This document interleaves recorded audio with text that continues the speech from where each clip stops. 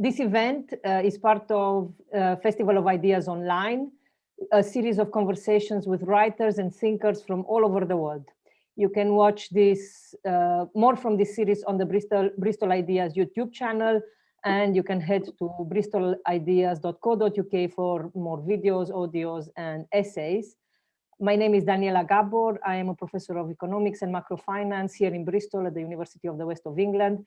And it is my great pleasure to talk today to Clara Mattei, assistant professor of economics at the New School for Social Research in New York. And we're going to be talking about her new book, which I have here in my hand, entitled The Capital Order, How Economists Invented Austerity and Paved the Way to Fascism. The book is coming out soon, right, in November. And this is a chat to dissect some of the ideas in the book. I think it's fascinating. And let me start, Clara, by congratulating you for writing this wonderful book. Very, very timely, very insightful, and with some scary insights, I would say, for understanding the moment we are in both in Europe and possibly abroad. Yeah. So let's start with a very broad question, as it were. The punchline, the title, what exactly is capital order and what does austerity have to do with it? Thank you. So the title is an awkward title somehow, but it has a very specific and important meaning.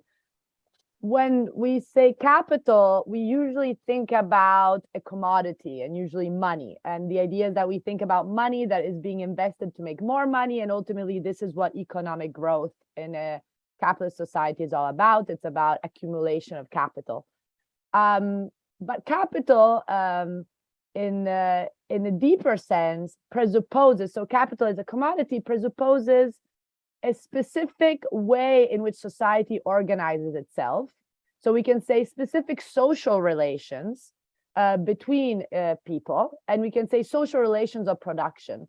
So it's a big word to mean a very simple thing, which is that in our economic system, the majority of us is to make a living, has to sell its labor power for a wage. We all, in a way, in order to eat and to sleep and to have a family and just to be social, we need money in our pockets. How do we get this money in our pockets? Well, we work for an employer who pays us a check each month. And this is the condition of the large majority of the population globally, if you're lucky, because you can also just be unemployed, right? So the idea here is that in order for capitalist growth to be smooth, so in order for our economic system to actually function, there needs to be a certain social order, which we can call the capital order. And this social order that we, in a way, have internalized as eternal, as fixed, we never problematize it, right? So when I talk to my students, I tell them, well, what do you do if you're hungry? And they tell me, well, I go and buy a sandwich. And this is for us very obvious that everything we do is mediated by money and that we need to, in a way, subordinate ourselves to an employer in order to be able to eat. But this is not so natural. It's not something that we need to take for granted. And there are certain moments of history in which this social relation is, in a way, is put into question. And the majority actually decides to not necessarily abide by this social order. And this is something that I investigate, which was happening 100 years ago after the First World War, in which capitalism was in fact in an existential crisis, because it was much more than just an economic crisis in which, you can have low growth and high debt and high inflation.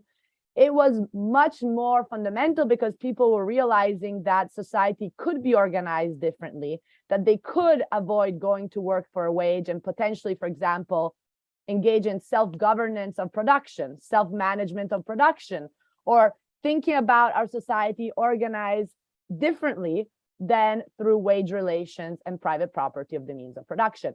So I look at this moment in history in the book after the First World War, exactly 100 years ago, in which the capital order was being disputed and put into question.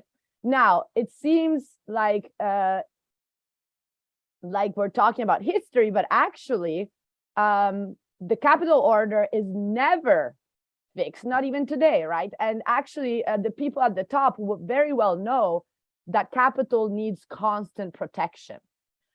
And this is what austerity is about. Austerity is the means through which you secure the stability of this capital order. So the claim of the book is that austerity is not necessarily successful in its stated goals of curbing inflation and paying back the debt. There may be a short-term recession that is caused by austerity, and we're seeing it today. But there's a very much a long-term and structural gain, which is the preservation of the fundamental social relation of production that is, in a way, foundational for the very economic growth to happen. Last point I want to make is that, unfortunately, this book is extremely timely, because even if it analyzes what happened 100 years ago to explain the logic of austerity, we actually see very similar events going on today. Of course, in different degrees, history never repeats itself, but history is fundamental for us to look critically at the present. So the reason why it's interesting to look 100 years back is because what is less explicit today, but still evident, was very obvious at the time. And what am I talking about? Well, I'm talking about the fact that there's the phenomenon of the Great Resignation going on in the United States, but also in Europe. This means what? That people are just sick and tired of going to work for low, precarious jobs. So there is a fundamental questioning of capital as a social relation of production. There are also a lot of new unions that are being created in the service sector. So fundamentally, there is at least a movement that is shaking, not shaking as much as it was happening after the First World War, in which we had like actually revolutionary upsurges. But certainly people are less inclined to consent to the status quo. And this is obvious in Britain today, in which we know that strikes are quite widespread, from the postal service to railways to midwives. And it's interesting because if I go back and look at my chapter 3 of the book, in which I talk about strikes in Britain and what was happening in terms of practices that were trying to overcome the capital order, guild socialism, the nationalization of mines, and self-governance of through workers' councils, all these practices, in a way, reading what is happening today, we see that there is, if not so much of a vision of a post-capitalist society, certainly a attack on the current system. And of course, inflation is escalating the discontent and thus the social upheaval. And this is why, in a way, a last point I would like to make here is that today that we see, in fact, austerity being wielded as the recipe to cure the current economic problems, right? The high prices, inflation. What do? Well, we raise the interest rate. Today, I was listening to the FT economic update. Again, the Fed is going to raise interest rates today. The ECB is raising interest rates. The Bank of England is raising interest rates. So this raising of interest rates is not a bad, wrong economic recipe. I mean, we can read it that way, but in a way, in my book, what I tried to say is, let's look at the deeper meaning of what's going on. Let's realize that the reason why economists today are willing to inflict pain on the majority of the population in order to curb inflation has a very important logic to it, which is the logic of refurbishing the capital order. And again, the recession that is clearly even already being put into motion, right? For example, in the United States, consumer demand has already gone down and a recession will come. This is a short-term loss for a longer time gain, which is the fact that you need to, again, stabilize the economy. Yeah, it reminds me of Michael Kalecki's observation that the only responsible thing to do faced with inflation is in the class struggle is to strike, and it also to remind you that it's also unions in academia. We're going on strike next week. But I want to take you back a step, and just to clarify, I think, so you make a very powerful case that we should think of austerity as an instrument of class struggle, of re-anchoring a capital order that is disturbed by the surgence, what you show in those in the early 20th century, immediately during and immediately after the First World War, of labor as a group with historical agency, right? So can you just elaborate a little bit on your concept of austerity? Because I think the way that you think about austerity goes beyond what we macroeconomists in general would tend to think of austerity, and that more encompassing definition helps to make the case for conceptualizing austerity as an instrument of class struggle. Yes, thank you. Thank you very much. So yes, word austerity. First of all, fascinating the fact that we're seeing austerity everywhere right now. So it has made a huge comeback, but no one uses the word. So right, it's like the A word is now taboo because of the fact that we know how much it has, produced a lot of social suffering after the sovereign debt crisis more than 10 years ago. And now policymakers intelligently avoid using the term. But the term is a term that is, I think, much more useful than, for example, the term neoliberalism to describe society, because it's a term that is really structural to the functioning of our economic system that goes beyond, the neoliberal period. What is austerity? Austerity, usually when macroeconomists, as Daniela was pointing out, talk about austerity, they tend to think about cuts in the budgets in general, in the aggregate. So I tend to say austerity is more than just fiscal policy. Austerity is what I call a trinity, first of all.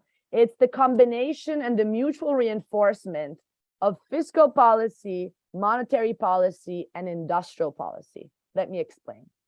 Fiscal policy, first of all, is not just about cutting the budget. It's about where you cut. So it's about cutting social expenditures, cutting money that goes to the people.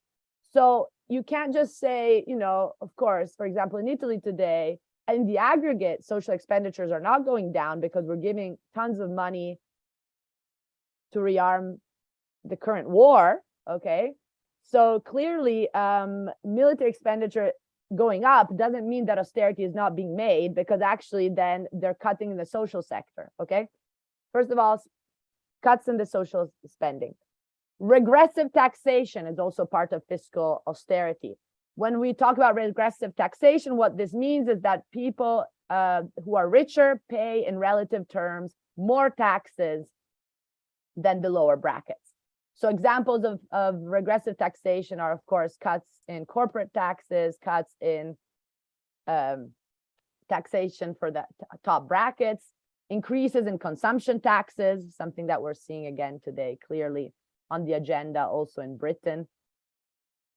So this is fiscal austerity. Fiscal austerity, though, operates not alone. It operates also with monetary austerity, which is exactly what we're seeing right now, the policy of dear money, meaning that you increase the interest rates so that it is more expensive to borrow, both for consumers and for producers.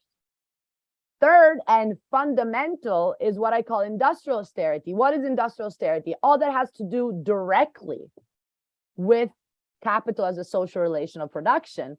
It has to do with, first of all, privatization, okay? So thrusting people to face directly the impersonal laws of the market instead of being, for example, hired in a public sector. And wage repression, employment deregulation, okay?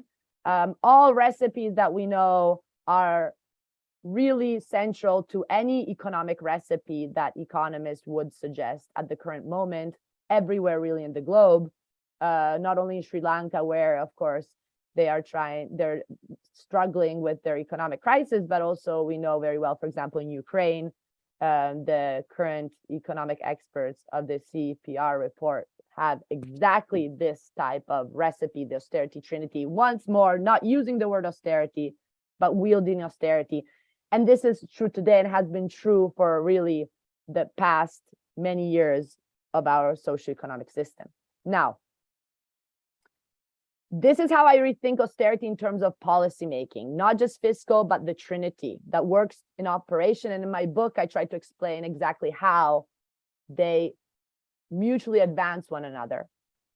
However, austerity is not just policy. I believe that austerity would go nowhere as a policy if there weren't very sturdy economic theory backing and justifying these policies as the most efficient and rational ones. So of course, austerity is in a way an embodiment of praxis, the combination of action and theory that again mutually reinforce one another.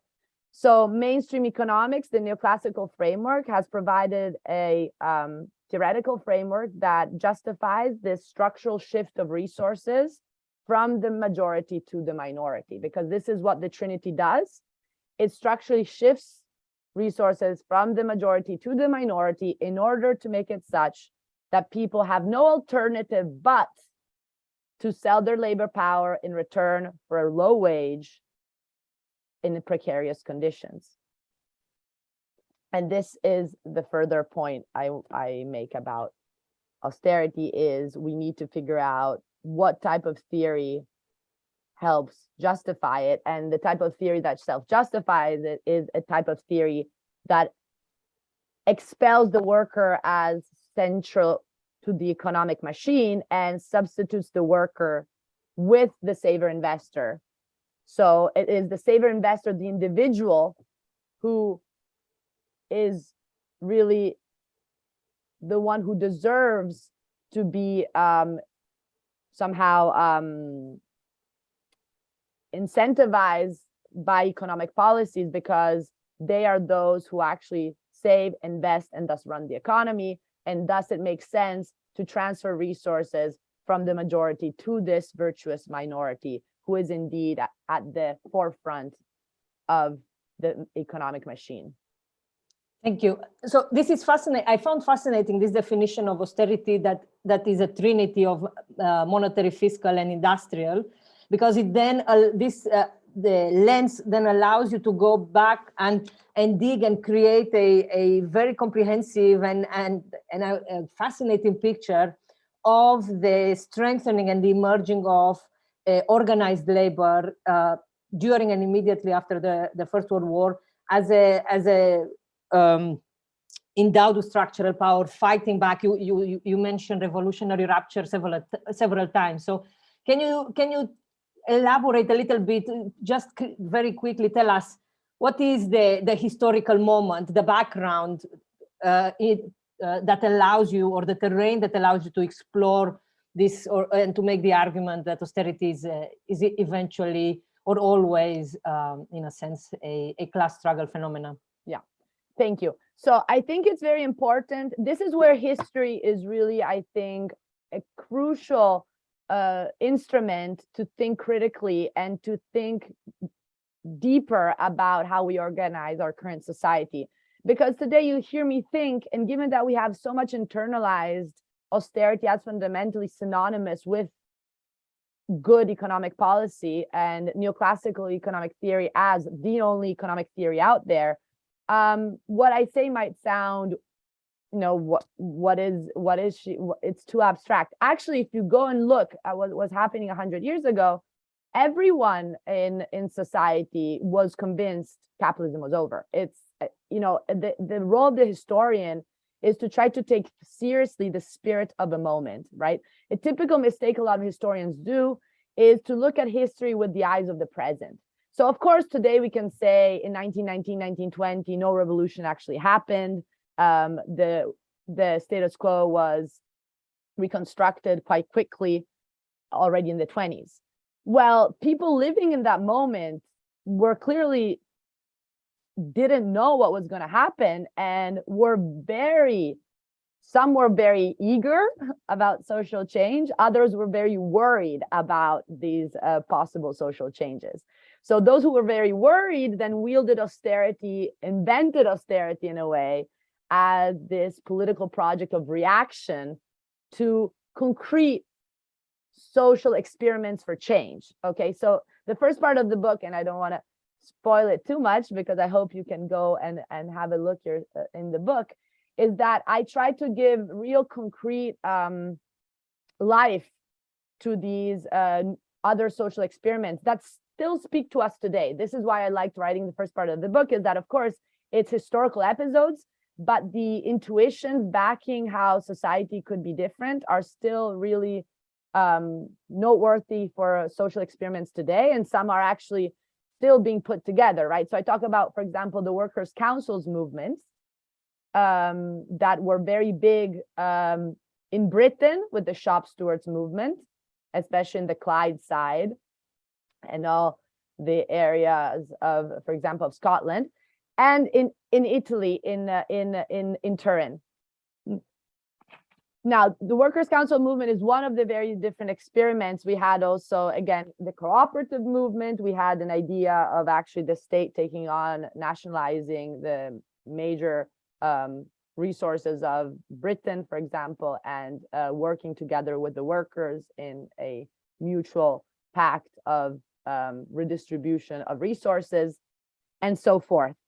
The point here is that all these different movements were triggered by the First World War. Why? Because the First World War was a big rupture. Again, we know there was a Second World War, but at the time they knew only about the Great War, the First World War, and the First World War was really a shock to the market economy, to basically laissez-faire capitalism, which was the system that had dominated for the, since there's debates on when capitalism was born, but let's say since at least the 1600s. So with the war, the state intervenes in the economy and repoliticizes class relations, repoliticizes what people were also there taking for granted as given. And it becomes clear with the war that it is actually a political choice to enforce capital as a social relation, because it was actually the state and no longer the market forces that were coercing people into working in order to win the war. After the war sacrifice, people were demanding for a different society. There was so entitlement also coming from the political sphere, in the sense that universal suffrage, for example, in Britain, was achieved after the First World War in 1918. So this is actually the reason why my book focuses on Britain and Italy. It is a comparison of two countries that had very different institutional frameworks, but were also countries in the West of Europe. Okay, so I'm not looking at what was happening in the East of Europe, in which there were actual revolution was also taking place, of course, in concrete, with similar movements, similar ideas, but different forms. And I'm not looking at what was happening in the colonies in the British Empire, for example. Why not? Well, because the idea was that in the West, in the countries that, British folks live in, and I'm Italian and I'm living here in Italy, what you see is that it was in the West that, in those years in which political demands were made for greater economic democracy. And this was happening in countries in which citizens had, in fact, achieved greater rights, also because of the war. It was really a moment in which the calls for emancipation were widespread. And this is where austerity was born, in order to foreclose all of these alternatives to capitalism. Thank you. So I'm sure, Clara, that going into some of the details of your book is not going to stop the audience from reading it. It better not. The audience, the book is amazing and it has lots of interesting snippets. I've been taking furious notes and quotes from, for example, there is a fascinating quote from Mussolini, who says that he, in a speech that he was the only man capable of saying no to all requests of new expenditure, which is a strange way to, I mean, for our ears, it sounds strange that a politician would win elections by promising to not spend anything. But before I take you back to that, or maybe on the background of that, what I found fascinating also in your book is the way in which the different social groups and different factions within capital and within the organized labor think about the role of the state, and the way in which you describe the evolution of the relationship between the state and capital on the one hand, and state and labor on the other hand. So can you say a little bit more about why, for example, certain sections of organized labor view the state with profound mistrust and argued, I think you say somewhere, that they saw the state as the ultimate victory of capitalism as opposed to an ally, whereas the way that I read your work, for sections of capital, austerity, and maybe we can go to discuss at some point the role of economists in pushing, the narratives of austerity, yes. and you have some really interesting analysis of historical figures, less known to me, the Italy bit than the UK bit. So can you say a little bit more about how does the state insert itself into the capital labor struggle, and what should we learn from it? Yeah, well, this is a very complex issue. And again, this is why I think specific historical episodes really concretely give a sense of the complexity of the relation between the market and the state, and in a way, the political role of the state. So in the first part of the book, I tried to give really a full scale of different degrees of radicality in how the role of the state was thought about. So Chapter 2 looks at what I call the reconstructionists, who are fundamentally the illuminated bourgeoisie, who realized very well that after the First World War, you are not going to maintain social peace without giving something back to the majority of the citizens. So in a way, this is when the welfare state that we know today was actually born. It was born a little bit during the war, because you already had to maintain social order while you needed people to struggle for a common cause. But then it really, the origins of our modern welfare state date back to 1919 fundamentally. And the Ministry of Reconstruction in Britain was an extremely advanced ministry that had impressive agendas of social redistribution. So, I mean, there's so many. They had this idea of adult education, so as to like preserve education for workers throughout their lives with very interesting and critical classes. They had the idea of giving support to women. So they had this whole women's committee in which it was all about how could we, in fact, empower women in their need to also take care of children and at the same time work. So the idea of communal homes for the summer vacation, libraries, cinemas, really trying to refurbish social life in also the small towns in Britain. So we had this version of the story, which was about really using economic resources, not for the sake of profit, but for the sake of social redistribution. So for once, in a way, putting the economic objective below the political objective. So stretching, in a way, the limits of what capitalism is in its DNA, which is a system that is for profit. And then more radical views that were saying, no, the state is an enemy just as much as the private sector. So we cannot ally ourselves with the state, because the state is actually playing the role of the exploiter, is maintaining capital, the capitalist order itself. So this is why the British shop steward movement was in fact a movement that was saying that we had to really overcome what they call the servile state. And here calls for really self-management and the idea that the councils would be the new embryo of a state for the people. So the overcoming of the capitalist state that had to be substituted with the embryo of a democratic state that could only be achieved if economic democracy was put into practice. So the motto that also the Italian workers move with, Antonio Gramsci is one of the big protagonists of my Italian story. Antonio Gramsci, who worked for L'Ordine Nuovo, the New Order, a illuminating magazine that is still if you read it, I did all the research and look at all the archives, and really it's quite fascinating how much they really understood the fact that you could not achieve any form of democracy, of representational democracy, of political democracy, if this didn't have at its basis economic democracy, meaning that you needed to abolish the vertical relations of the production process in order for people to actually be entitled to participate politically. So the idea that the capitalist state was actually a state that kept the majority away from politics, and thus the need to rethink of the state as something that was participated from the very bottom, which was from the very factory, right? So the councils were, in a way, the idea of a federation. From the councils in the factory, you go into the councils of the neighborhood, from the councils of the neighborhood to the councils of the city. And there were not only factory councils, there were councils in the countryside, so peasant councils.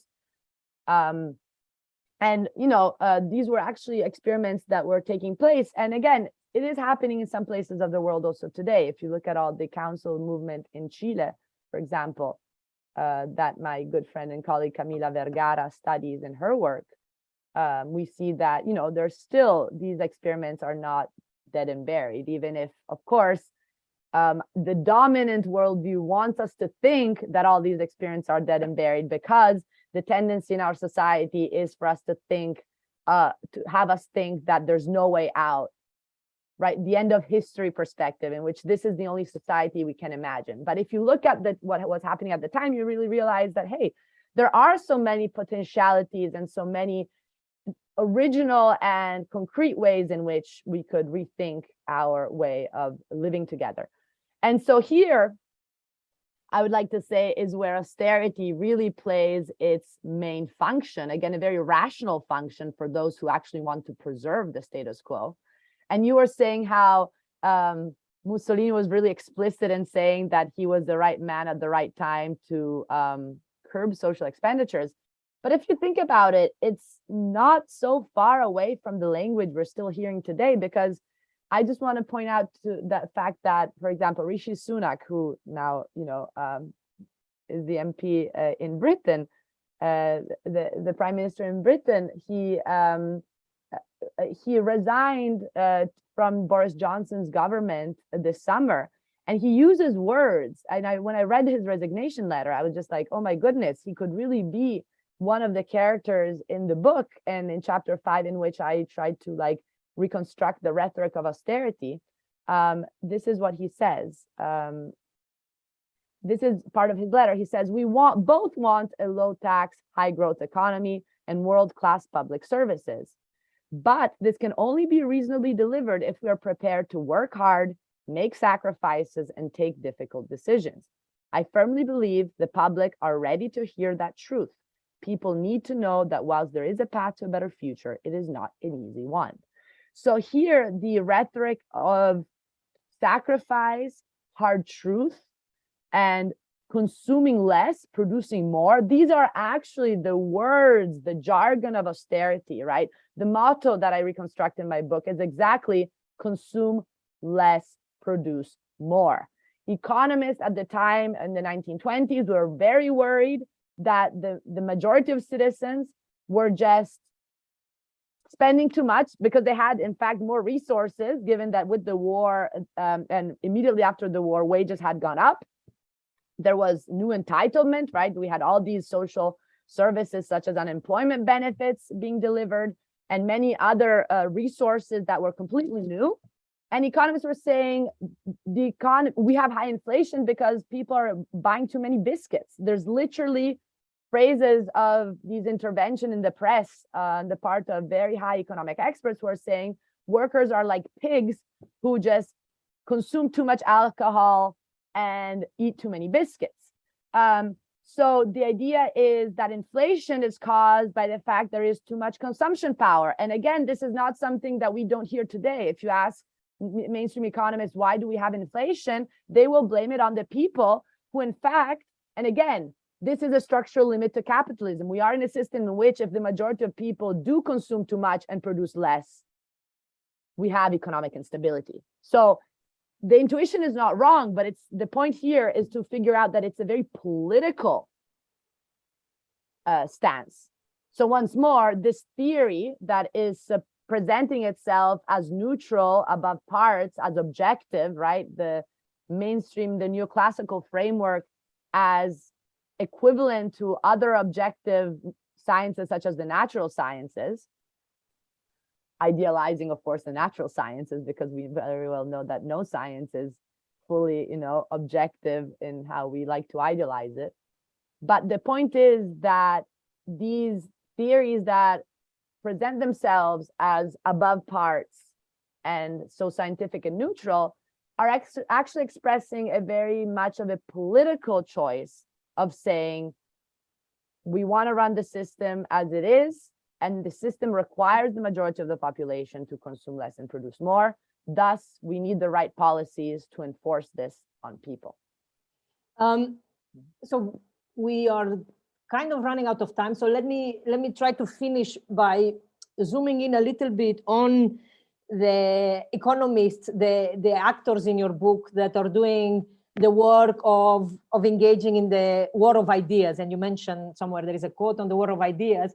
And I want to invite you to reflect a bit on what I think is perhaps a very different kind of dynamic that you map in the 1920s and what we have now. So, for example, in your book, you quote one of these, you focus on four very prominent Italian economists, one of them very famous and very revered in Italy. So I'm curious how your critique will be received there. But anyways, another one, he wrote in several places, we need to speak plainly, a finance based on criteria of prosecution of capital. The idea that capital is under threat, is prosecuted, and that needs to be reverted, right? So in a sense, austerity and the economics of austerity is also very closely tied in with a very explicit, to me, language of class struggle in these economists. But if I look today, and I think it would be fair to say, for example, in the UK, that there are very few economists here that are high profile and credible. And I'm bracketing here the Institute for Economic Affairs and their very short and very disastrous episode in the Truss government. So bracketing those aside, there are very few mainstream economists that would defend austerity today in the UK, which to me begs the question, in a sense, how do we think about this? Because in your book, you map very clearly an articulation of mainstream or high profile experts, technocrats that are doing the job of class struggle on behalf of capital. Whereas here, it doesn't seem that this comes as naturally and as easily. In a sense, that there is a much more complicated relationship now between even mainstream economists and class struggle and austerity. I would say austerity rather than class struggle, but if we think austerity is an instrument of class struggle, it extends there. So do you want to reflect a bit on this, on have we traveled in a different direction since the 1920s? Are economists a bit more, at least, they are less willing to do the overt work of class struggle or the ideational work on behalf of capital?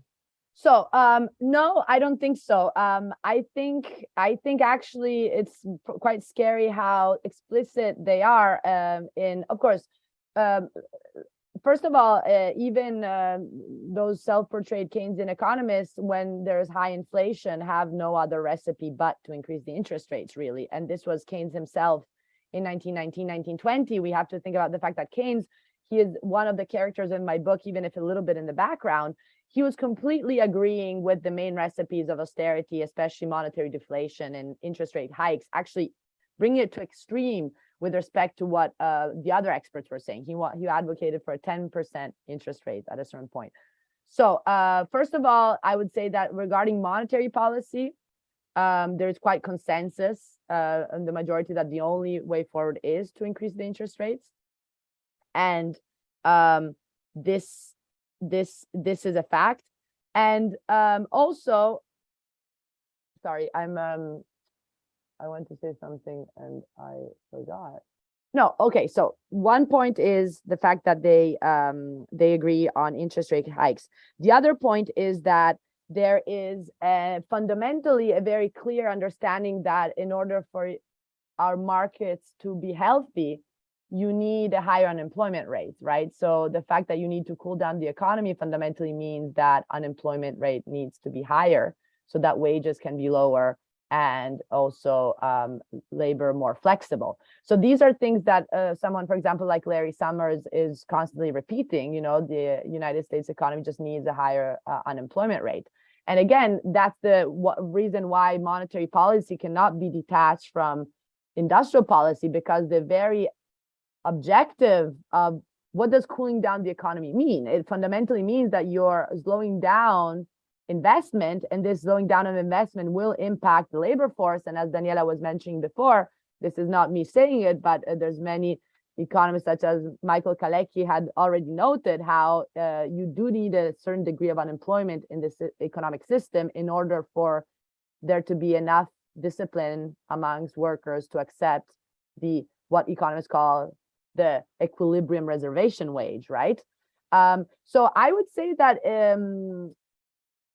this book gives you the instruments to also look beyond the technical jargon that is immediately used by experts and try to look at what in fact they are really meaning. If you try to think about how they view the organization of society in terms of who works for a wage and who gains in profits.